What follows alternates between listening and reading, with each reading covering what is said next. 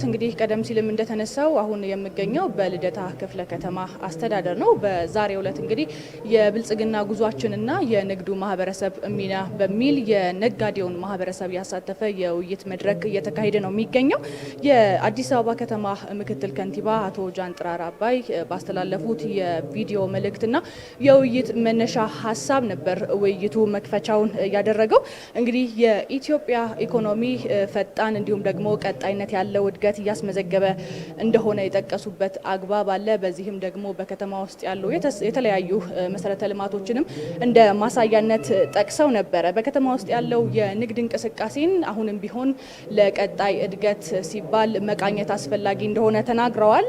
የንግዱ ማህበረሰብ ደግሞ ለዚህ በተለይም ደግሞ ለሀገረ መንግስት ግንባታም ያለው ሚና እጅግ በጣም ወሳኝና ትልቅ እንደመሆኑ መጠን ይህንን መድረክ ማዘጋጀት አስፈላጊ ሆኖ መገኘቱንም ያነሱበት አግባብ አለ። እንግዲህ በተለይ መድረኩ ነጋዴው በሀገራዊ ለውጡ ላይ እስከዛሬ ድረስ የነበረው ሚና ምንድን ነበር የሚለው ላይ ትኩረት አድርጓል።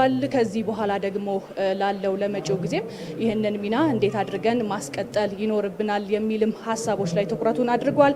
በተለይ ለዘርፉ ስኬታማነት ተግዳሮት የሚሆኑ ማነቆ የሚሆኑ የተለያዩ ችግሮችን እንዴት አድርገን አስተካክለን ወይም ደግሞ እንዴት አድርገን ቀርፈን ምቹ ሁኔታዎችን መፍጠር ስኬቶችን ማስመዝገብ ቀጣይነትና ዘላቂነት ያለው እድገት ማስመዝገብ እንችላለን የሚለው ላይ ትኩረት አድርጎ ነው ውይይቱ እየተካሄደ የሚገኘው።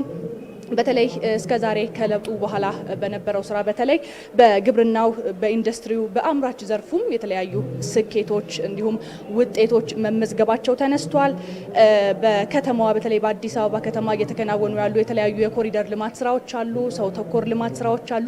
እዚህ ላይ ነጋዴው ማህበረሰብ የራሱን የሆነ ሚና እየተጫወተ እስከዛሬ ድረስ ዘልቋል። በቀጣይ ይህንን ማስቀጠል በሰፊው ትኩረት ማድረግ እንደሚገባ ነው ያነሱት።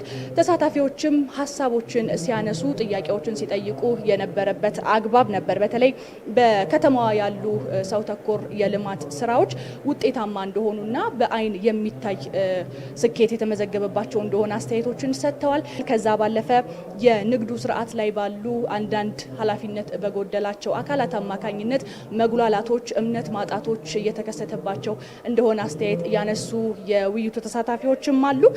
በተለይ በቀጣይም ደግሞ ህገወጥ ድርጊቶችንም ጭምር ከመከላከል ረገድ እጅግ በጣም ሰፊ የሆኑ ስራዎች እንደሚቀሩና እዚህ ላይ መንግስትም ትኩረት ሊያደርግበት እንደሚገባ አንስተዋል። እንግዲህ ነጋዴው በከተማው ባሉ የተለያዩ ልማቶች ላይ አሁንም ልክ እንደከዚህ ቀደሙ ተሳታፊነቱን እንዲጨምር ንቁ ተሳታፊነቱን ከፍ እንዲያደርግ እነዚህ ነገሮች ሊስተካከሉ አሁንም ምቹ ሁኔታዎች ደግሞ ሊፈጠሩ ይገባል የሚሉ ሀሳብና አስተያየቶች ተነስተዋል።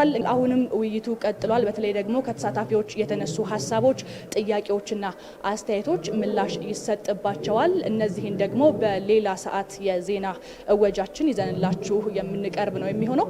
እስካሁን ያለኝ መረጃ ግን ይሄው ነው።